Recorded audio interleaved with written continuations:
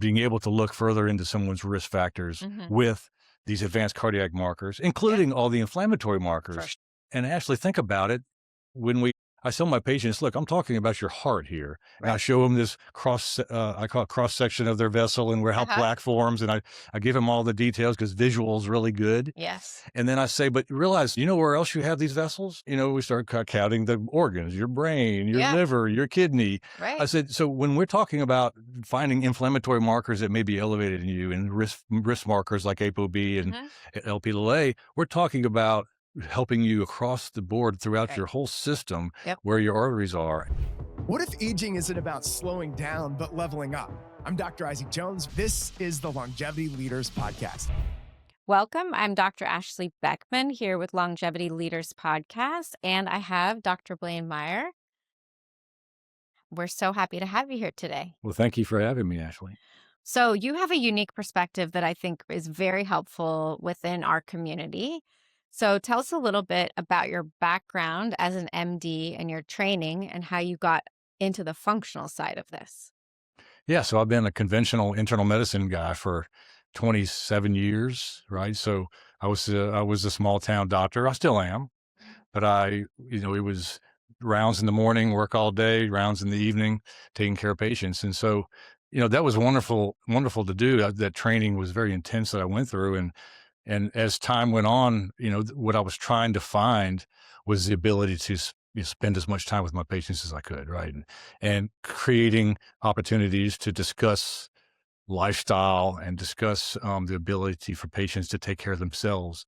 And, that's really difficult in the context of conventional medicine across the board. And for us, we take care of patients from all kind of different perspectives as internal medicine and primary care.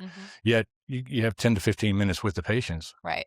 And maybe I could get stretch a little longer, but you just could not get to the core of really what was going on other than a prescription. And this comes for me, I was just very prevention based. The whole reason I went into it to begin with.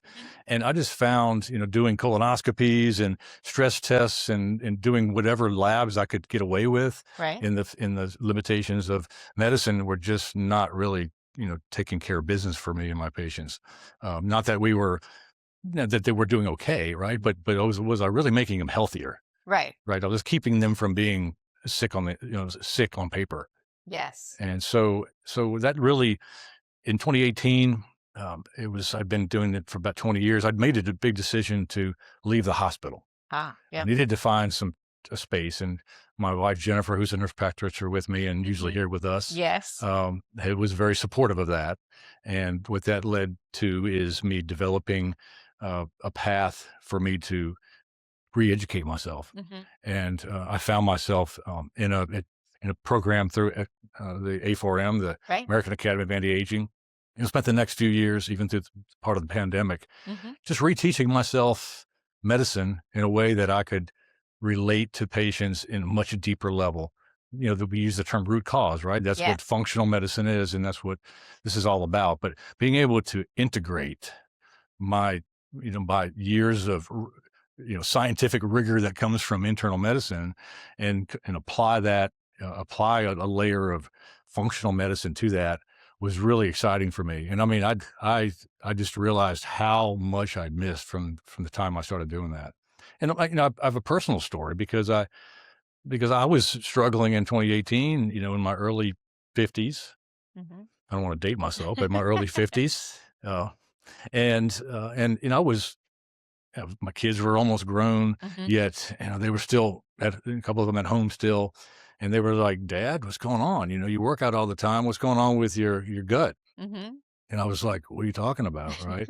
But I was developing what, some people think is a normal aging issue, right? Yes. A little dad bod going on and, not controlling my weight very well, but but there were other things going on too, that now that I target for men now, because I realized I was sitting in my GI module with A4M and they were talking about leaky gut syndrome. Right. And I'm like, okay, this sounds a lot like irritable bowel syndrome, which, by the way, there's no good treatment for Right. in conventional medicine. Right.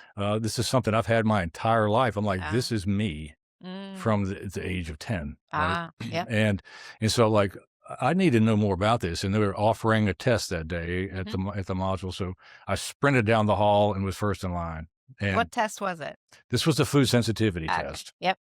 And measured 170 foods, and we learned about gut barrier markers that were, caused inflammation. That well studied, well studied, very well studied. And sure enough, 2 weeks later, I found an answer. I couldn't believe it, that it was one food, gluten, that I had tested negative for in conventional medicine testing. Celiac? Yes. Yeah. I'd been tested as a kid and as a young adult. I mean, I was a doctor practicing GI work, I was almost embarrassed by it. But at the same time, that's a little angry towards my profession. That's where, I'm not the guy that says, I'm leaving conventional medicine, it's failed me. But in a way, I was like, gosh, that seems like a little bit of a fail, right? And I said, I'm going to see if this is real. And I was there to learn how to treat people like that. So I learned how to do a whole protocol. And so I put myself through a gut restoration protocol. Yeah. 3 weeks. 3 weeks, I was like, no way. Changed my life. Yeah. And guess what? My gut was flat. It's like, take that, kids. But the real point is that was 5 years ago. Right. And still the same. Yeah. And that was just magic for me. And that allowed me to immediately turn that. I said, oh my gosh, I have so many patients with this problem that I've only given them Band-Aids for 20 years. Right. And so I'm going to make up for this. And that's what I've been doing ever since. So this changed your life, right? And again, a lot of these things that people come across, it's actually amazing that we have better testing, right? So the one thing about functional medicine that is nice is, unfortunately, they're not covered by insurance and they're not traditional tests, but we have a lot of labs that are so special and unique that we can find these root causes for people. Yes. And that part's really extremely helpful because most people don't have answers, right? I'm sure you had a lot of clients and patients in your practice that you'd been seeing for many years or decades, and they still had issues, but there weren't a lot of things to do that weren't Band-Aids. If you're a medical doctor, nurse practitioner, chiropractor, or other health expert that's stuck in a broken system, there's a better way. The Freedom webinar shows you a proven 5-step system to build a 7-figure virtual health practice, or how to modernize your current brick and mortar practice without the burnout. Learn to create high-ticket programs, automated income, residual revenue, and attract clients ready to work with you. Book your $1 million strategy session today by clicking the link in the description.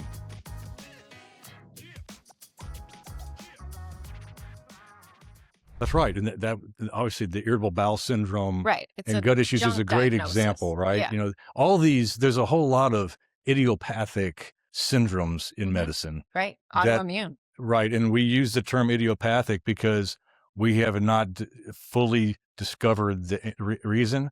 And so reality is conventional medicine stops there. Right. And says, sorry, well, we can Band-Aid this for you, but we don't have an answer.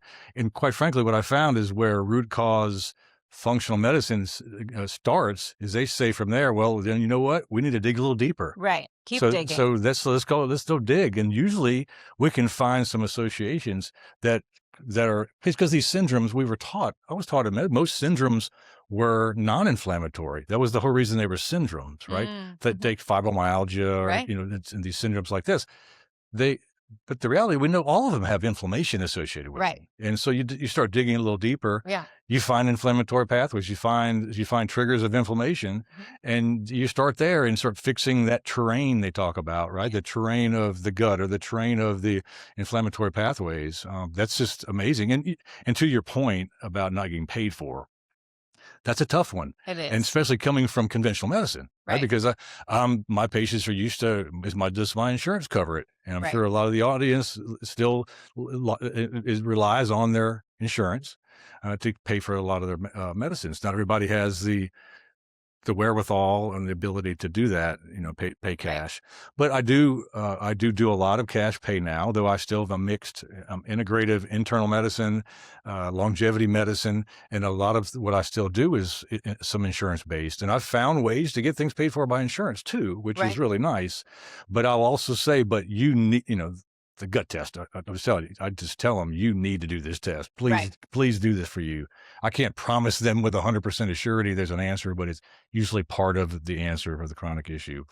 But I can take things like cardiovascular risk. Yeah. Right. We know there's a big push out there that we believe, where LDL cholesterol is no longer the answer. Right. The stats are pretty clear on that. Right. Though conventional medicine and the dogma is still out there because so many years have been spent putting their money and efforts into this, and the medications out there are only for LDL basically, right? Right.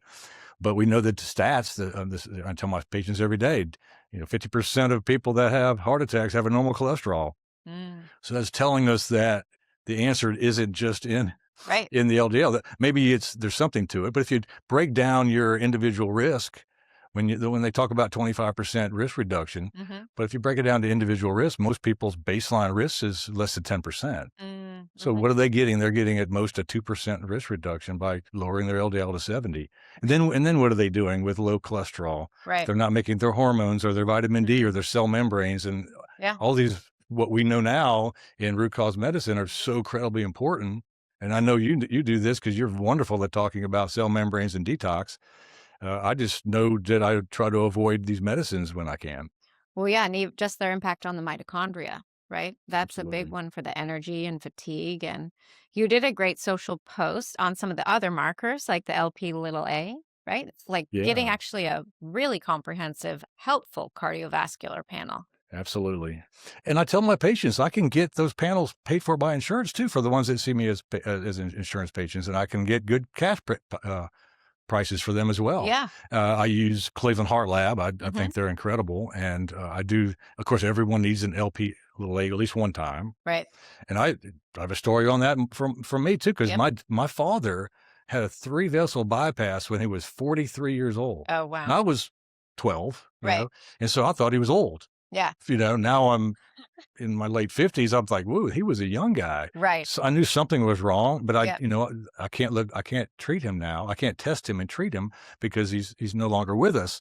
But you know what? My sister has LP(a), and so we're really and she has some more risk. I did not get it, but so that's a good thing, right? Because it doubles and triples your risk for heart disease, independently of any other measure. Right. But with Cleveland Heart, for instance, doing a full NMR panel, looking at ApoB, and a lot of your audience hears these things online now.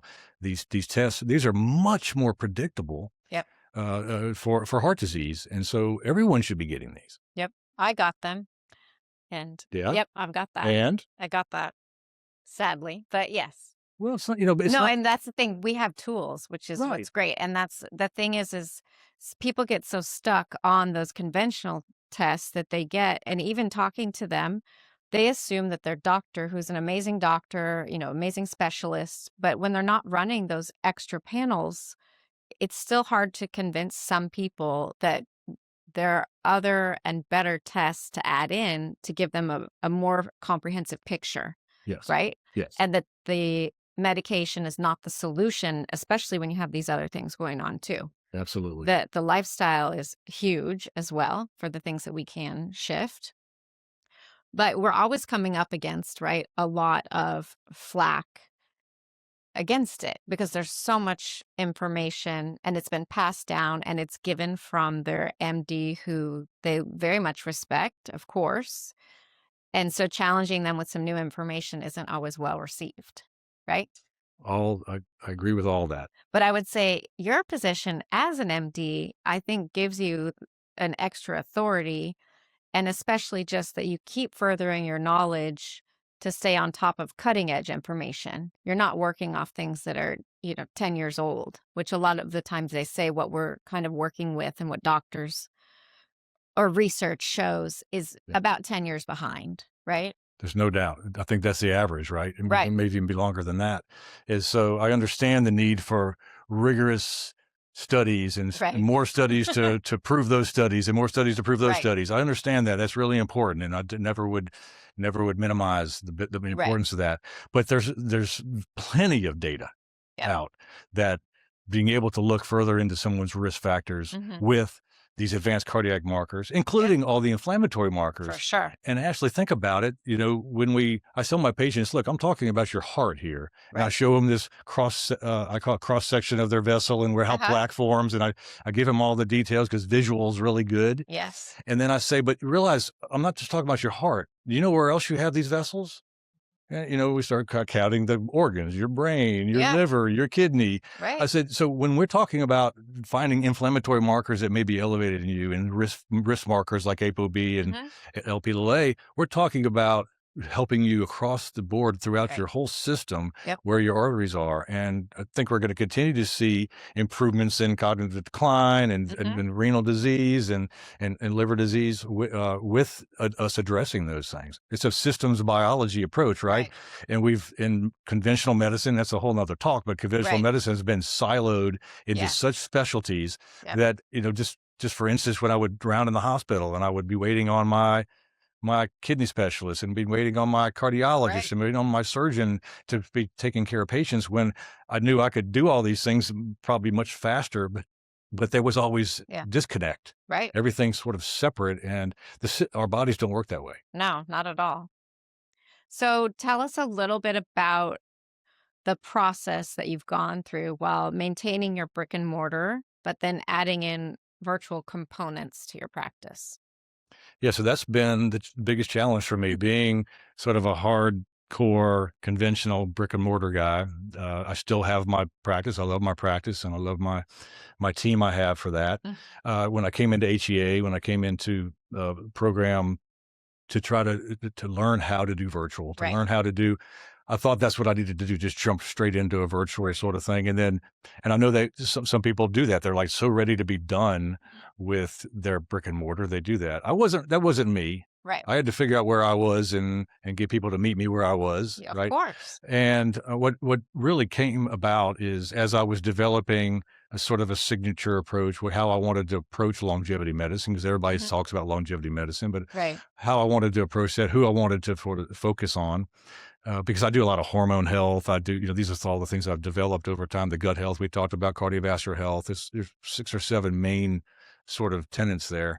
And so what happened is I developed, with the help of the programs, developed a website. And I really wanted a website for people to go say, who is this guy? I want to see who this guy is. I didn't have a social media presence. And so but now you do. As you nicely mentioned, I've gotten, you know, I'm only months into my social media, so it's very new, but I'm having a great time with it. And what I've realized is that's where I need to be. And I wouldn't have said that 6 months ago. Right.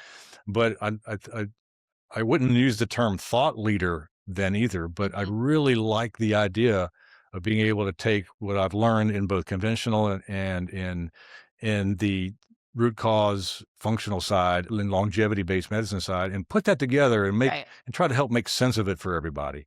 Because there's so much misinformation out there.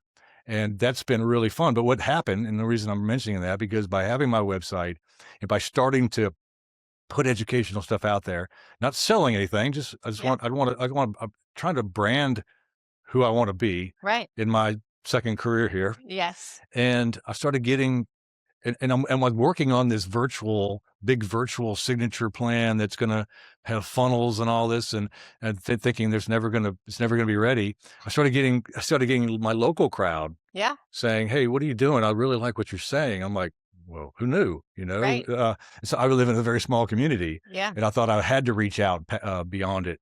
Well, I had to, so I've been thinking for a while that maybe, if it would work, maybe a brick and mortar longevity program local would be a good way to jump in. And so Jennifer helped me and and HEA helped me, and we sort of spun that into a really cool program. I do a lot of other things in my office. I do aesthetic work and do cellular regenerative work. And we'd have hydrogen inhalation machines. We'd have all the fun, fun biohacking things. So you know what? I spun that all into a program, included a lot of that in either included or in sort of a VIP pricing. Sure. And next thing you know, off and running with a longevity program. And, you know, it's so much better for me to feel that with my local crowd. And really, I hate to say I'm still beta testing with them because I've done a lot of that the last few years. But it is putting together a year-long, you know, longevity program from scratch is a beta test. But it's so far so good. I'm really enjoying it. But the most important part I like about it is sharing the information. Right. And you're getting a lot of data. And then plus, because you've known the patients already for probably decades, a lot of them. A lot of them, I know them. A lot of them weren't my patients already, but they came from other doctors. So that's been interesting. That I have to learn how to say, okay, you're in my longevity program, but you still have your primary doctor. Right. And I want to make sure I keep good relationships with all those doctors that find out that, hey, I'm doing this, and I welcome that. I try to talk to anybody I can about it. Yeah. Because I'm so passionate about it. Well, and that's the thing. The more people that know about these availability of different things or different biohacking tools and more labs out there, it just helps everybody. Right, because we get better outcomes with our patients and find a lot of these missing pieces that have been a bit overlooked. I mean, it's incredible what we can do now. And this is not magic and it's not perfect. Right. But what we can find out for somebody who has not been able to explain how they felt for a long time. And unfortunately, they get told everything looks okay. You know, that whole your labs are normal. Well, we can get into how reference labs are not normal labs. Right. And they're certainly not optimized lab results. And so that's obviously a big thing that you and I both, you know, teach our patients. We want to optimize you. Right. And to optimize, don't look at that lab, and we look at that lab differently now. Yeah, you don't just look for the red. You see more trends. And conventional medicine did not want me, and trained by very smart people. I love my mentors, but they didn't want me to go beyond what the very limited workups needed to be. It was under sort of the guise of you're so well trained, you need to shrink the differential diagnosis down to just this small amount of labs you do. Right. Why would you go shotgun labs, right? That's kind of what we called it back then. Shotgunning labs, meaning doing a bunch of labs and you don't have a great reason. Right. And now I say, oh, that's, you know, I understand that was a different time, different place, but now, like, let's do as many labs as we can, focused, but I've picked up on so many trends for people that they had no idea. Of course, micronutrient deficiencies like vitamin D are rampant, as you know, magnesium, but there's so much B vitamin deficiencies out there that people don't know about and they don't realize they have. And, you know, it just triggers the whole conversation about nutrition and supplements. I'm a big supplement guy, like most of us are, and I am proud of that I've used natural supplements. But the nutritional side, we just have to be able to take more time with patients, and with the situation we're in now, and our government hopefully being able to improve the ability for people to buy healthy foods. This is really a prime time to be teaching that.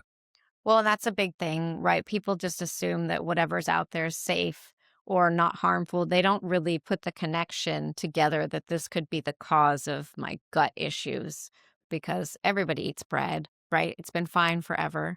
And some of those things are just, they don't realize how inflammatory even just one ingredient could be that can change their whole life. Because people with IBS, like gluten. It's a big, it was for me too. And that's what's crazy, is it manifests differently, right? For me, it's migraines and joint pain. And so a lot of people still don't make the connection that it can be neurological. Yes, the gut-brain connection, huge. Yeah. I had a lady who was in her early 70s, post-polio syndrome. She was already fatigued a lot, and I was it was a year or two into me understanding this gut issue, and she came to me, and I got sort of the same. She was on some IBS medicines and so forth, and at the time, I still am, but I was very sheepish about asking them to pay for tests. Yeah. But I said, Miss So-and-so, I really think this is going to be life-changing. I can't guarantee it, Right. And we tested her, and sure enough, she had gluten in a few other labs. Mm-hmm. And it's not always gluten, right? But No, a few, no. few other foods. But Right. there's others. But she was gluten, and so I hate to say it, I get excited about it because she was also having a lot of gut issues. And here's the real kicker: she had not been without a psoriasis plaque on her body for 50 years. Oh. She called about 3 weeks into my gut restoration. They told me she was on the phone, and I was like, "Oh gosh, here we go." I was just going to be a complaint because I got her on too many things, right? As we're stacking these things, she just had to talk to me. We were supposed to meet at 4 weeks. She couldn't wait. Her psoriasis was clear. From had 50 been clear years. for 50 years. Yeah. And I'm not saying that happens in everybody, but Right. that is. This has been about 4 years, and she's still now. She comes in and laughs sometimes. She's like, "Yeah, I cheated. Yeah. I got a little rash, but it's nothing." Yeah. So the connection between autoimmunity Mm-hmm. in the gut is so clear to me. Of course, we see TPO antibodies for Hashimoto's and thyroid disease get better, and just general joint, different general joint pain get better. The brain fog that and all the brain stuff you talk about, you mentioned. It's most people know the gut microbiome is a big deal, and I think in my world, it's I make that priority for sure. Is there anything else you want to share as we wrap up? Well, I didn't really have a closing for you. We've Or talked about. what's something, right, that has been maybe a beneficial tip for you as going through this process as an MD and try to navigate this kind of virtual space? Well, for sure, it's been the idea that meet me where I am, and then the just the encouragement, the encouragement I get because, when you try to make these sort of changes and you're doing it at your own pace, and I've been told all along, don't try to make it perfect, Right. right? Yes. In perfect action, right? Yes. And I get that, and we all have a different definition of that too, right? So what I've appreciated most is, and I've had to hear it more than once. I've had to hear it multiple times, and that's why I keep coming back to the events and being involved. I'm a listener when I'm here. I really try to be humble and say, I need to listen to this again. Right. And that's been really helpful. Just the overall positivity, the ability to come to these programs and meet with people like you, meet like-minded professionals. And by the way, as an MD, I have having to humble myself some, right, to understanding, because some of the smartest people I've met in my career have been at these events, and these are not all doctors. Not all MDs. And I'm totally okay with it. I've learned more from nutritionists and health coaches and other aspects of medicine that have tremendous insight. And that's what's made me a much better doctor. Listening to all those folks, knowing somebody, Madi, that's really good at Chinese medicine and detox. I love that. I love that about having you on my side if I need you. Yes. Well, we love having you on our side too. Well, thank you. Of course. It's always a pleasure. We're glad you got to hop on with us thank today. you for having me. It was fun. Thanks for listening to the Longevity Leaders podcast. Our Longevity Leaders community is on mission to transform 100 million lives by 2040. If you enjoyed this show, please share this with somebody that you know, especially another doctor or physician, but also click that follow button. Until next time, stay strong and live long.